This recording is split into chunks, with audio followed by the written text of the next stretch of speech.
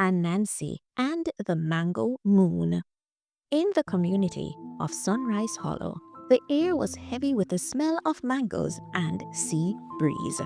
Anansi, the ever clever spider, had heard of a mango moon tree where magical mangoes grew under the moonlight. Legend said anyone who ate one could have a wish come true, but only if they were clever enough to catch it. "Me go be richer than King Lion himself," Anansi whispered, spinning a sticky web high in the tree. The first mango leapt from branch to branch, laughing. Anansi tried to trick it. He tied a vine to a stick to swipe it, then tried to trap it with a shiny leaf, but the mango jumped free every time, giggling. "Ha! This is no ordinary mango," Anansi muttered. "Me have to go be extra clever." Anansi then called Sparky the hummingbird.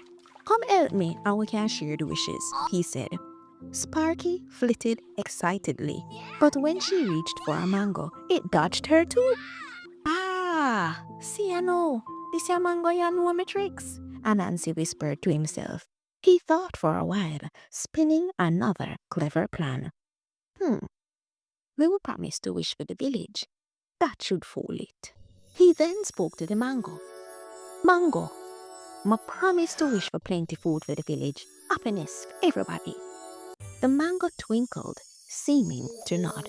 "You care for others?" it asked. "Yes, of course. What kind of question that?" Anansi said, bowing dramatically. The mango finally landed gently in his web. "Very well," it said. "You may have your wish." Anansi thought carefully. Then he wished. "Mo wish for Sunrise Hollow have plenty food, laughter, and sunshine. And me, I also want a secret stash of golden mangoes hidden deep in a web, just for me." The mango blinked, then shimmered brightly. "Clever, Anansi.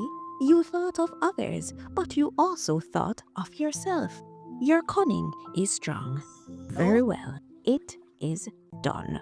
From that night on, Sunrise Hollow thrived. Mangoes were plentiful, the sea sparkled, and laughter rang out everywhere. And Anansi?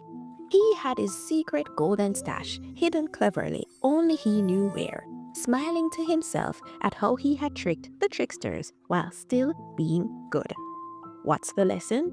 Even when you help others, a clever mind can find a way to take care of itself too, if you're smart enough to do it without hurting anyone.